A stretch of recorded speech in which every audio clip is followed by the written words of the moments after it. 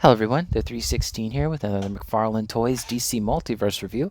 This time I got two of the Cyborg figures. On the left I got Cyborg, and on the right I got Cyborg Superman. Not the same character, but they both have Cyborg in their name, so I decided to put them together in a video review. But both of these figures are mainline releases. You can get them anywhere. They each retail for $22.99. Cyborg took a while for me to get. I would have had him like a month ago if Amazon wasn't so short. I don't know what's going on with Amazon lately. Unless it's their exclusives, it just takes forever to get here, and then everyone else got the figure already. Anyway, I'm actually not going to show the boxes since they're not gold label, but pretty much what you expect. The art card is the image on the back here. And, neither of these are platinum, so I don't need, or rather, I don't feel like I need to show the barcodes. If it was a platinum, I would, but I'm going to go ahead and get those out of the way. It's the exact same box that you would expect, nothing different. But let's go ahead and take a look at those accessories, starting off with our collector's cards here. Pretty nice looking cards here. They're both actually fairly accurate to how they're represented in action figure form, although he's mostly reuse and he's pretty much brand new completely from head to toe. And then there's the back of the figures here. This Cyborg is from Cyborg Superman is from New 52, whereas Cyborg here is from DC Rebirth. I don't know if this is a new thing or not, but the cut of the top there is just a little off. You can kind of see how it doesn't line up the blues. It's harder to see in camera, but it's just like a touch off in it. I don't have OCD, but that bugs me. Anyway, nice cards. Cyborg comes with a standard stand, although this one oddly is dark gray. I'll just compare it to this digital figure here. You can see that that's very black. Like, the color difference is very surprising. Again, doesn't show up that well on camera. They look virtually the same on camera, but in person this is definitely more gray. Someday I'll do a review on my custom Hal Jordan. Someday. Just not today. When I run out of video ideas, hopefully. And Cyborg also comes with this reuse from John Stewart Green Lantern. This honestly fairly nice looking cannon. Doesn't really fit with Cyborg's, I think it's like ionic cannon. I'm not sure what it's called, but this, this is fine. It slots over the left arm pretty good, but not the right. And, on the box, it does show, on the box, it shows him with it in his right hand, his left hand. But if you want to put it on the right one, you actually have to take the hand off, which actually is pretty easy. And then you can just slide it on. So you can have it on either arm, but you'll have to take off the hand if you want it on the correct arm. That's all the accessories Cyborg comes with. Now Cyborg Superman, he comes with a flight stand. That's it. Nothing else. But there is good reason for that, because this Cyborg Superman is beyond, I think, like 3 parts. All new sculpt, all brand new, which is absurd. We hardly ever see this, especially with a mainline figure release, unless it's like for a movie. And even then, they usually put those in 2-packs or Build-A-Figure waves, although there is the recent Batman vs. Superman wave that had some new tooling for characters, as well as some returning tooling. But there's just a quick size difference between those two. I'm going to go ahead and start with Cyborg first. This is the one I got most recently. I do like the look of this figure. There are some things I don't like, mainly the shoulder pieces. That's the main thing. But what's important here is that it looks like Cyborg. Like, this is very clearly the character it's supposed to represent, and the figure that it reuses is actually very early on in the line from Murder Machine, or Batman from Earth -1, I believe. But like I said, when there's smart reuse like this, I don't mind it. Again, it's very Cyborg. It looks good proportionally. I think it's fantastic. It does use the old wrist and ankle ball pegs, but personally, I don't mind that. I don't think it looks bad. It's not a big deal. Especially on the ankles. I don't think it looks bad on the ankles, and this being a more robotic body, it makes sense. And, I am glad that this body got another reuse. I don't think we'll see it again for a while unless there's a particular figure that Todd has in mind, but I have seen people reuse this body for an Iron Man custom. Looks pretty good. Looks pretty good. But we're here to talk about Cyborg. I really like the nice shiny silver. I am going to decrease the light here for a second just so you can see more of the speckled black interspersed with the silver. It's very nice, just well done. And, there's no paint chipping, but the areas that are painted, I believe, are on the midsection, the silver here, the upper section on his chest, this black part. The silver, I believe, is the molded color, whereas the black is painted. The easiest way to tell is the finish, but sometimes it can be difficult to tell. Like the silver might be painted here and here, but the black looks like it's definitely painted. Again, though, very hard to tell at times. Let me go ahead and boost that brightness back up.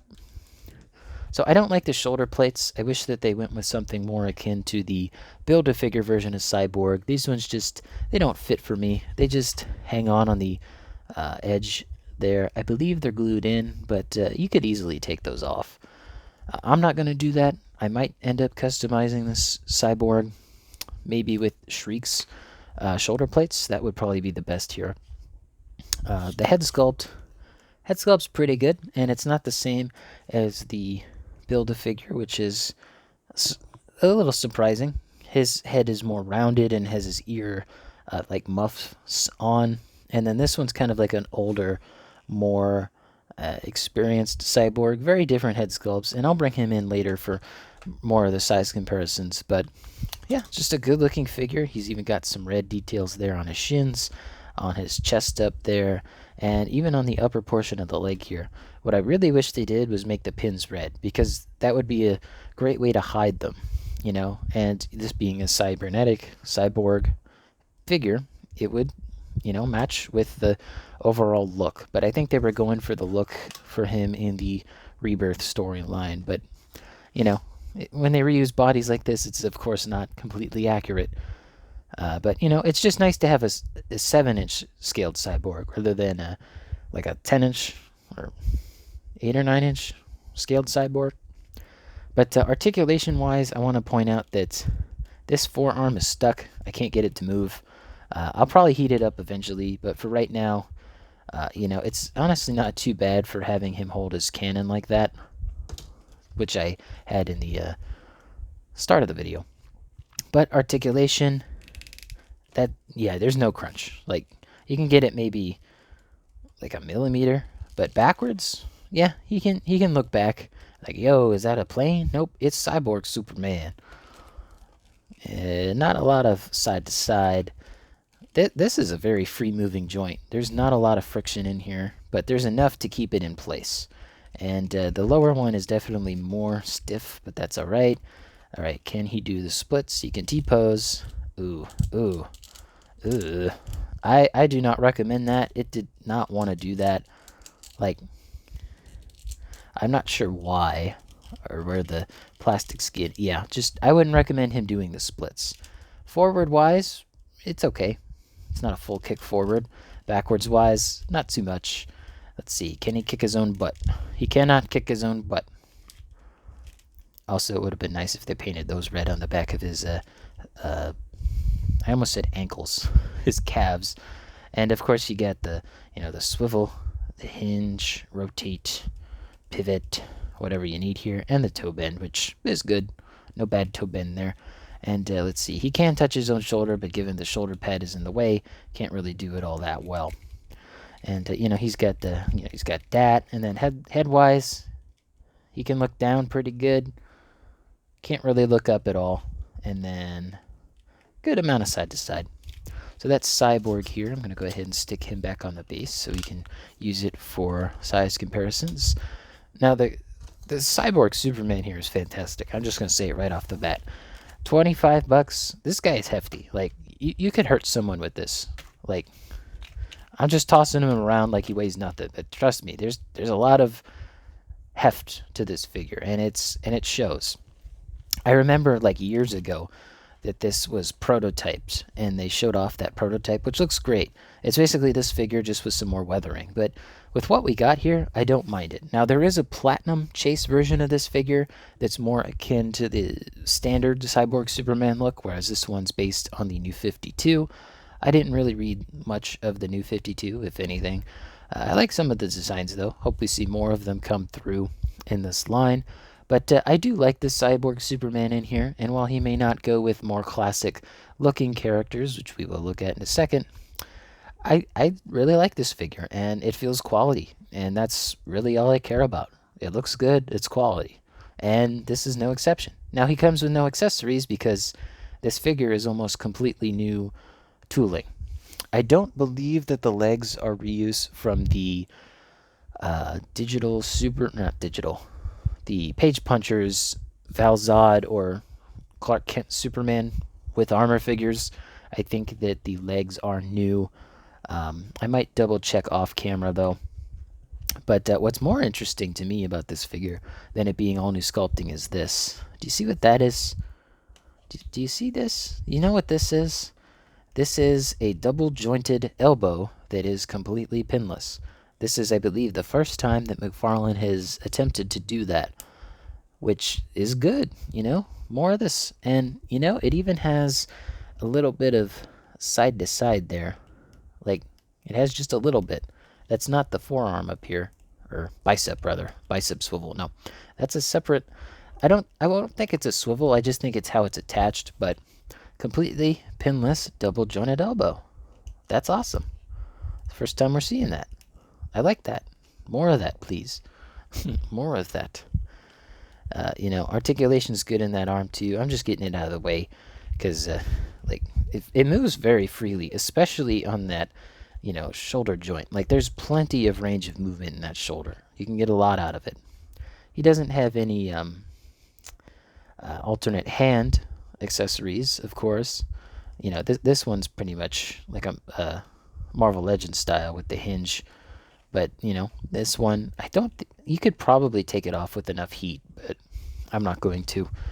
Nice details on this figure. Really like all of that plastic and just all the depth and cracks and crevices you can get to if you decided to weather this figure.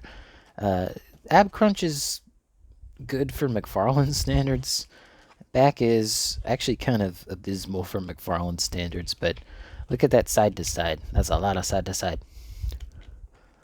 And let's see, there's some swivel there. He's got spikes on this one. They're not sharp, but like, they annoy me more than they hurt. Now, this joint is a single joint, which, yeah, that sucks and all, but like, look at this hand. He doesn't need a double jointed elbow for that. You know, he could like grab a figure's head with this thing. Like, it's big enough. He can do it. See? But just a nice looking hand. He's even got like a little Superman symbol on it. Kind of nice there. There is some weathering, or rather washing, to this figure. It's few and far between, but if you look closely at this figure while I'm reviewing it, you will see some of it. It's mostly like in this region. Like, there's some on the trunks there. Might be difficult to see. He's got that Superman-esque logo down there as well. Really like the look of the legs. They added some red paint to the bottom. The feet are pretty cool looking too, and great toe bend there. I think I had an issue with one of these feet. Like, yeah. So like, you can kind of see how this is almost completely flat. This one goes down a bit further.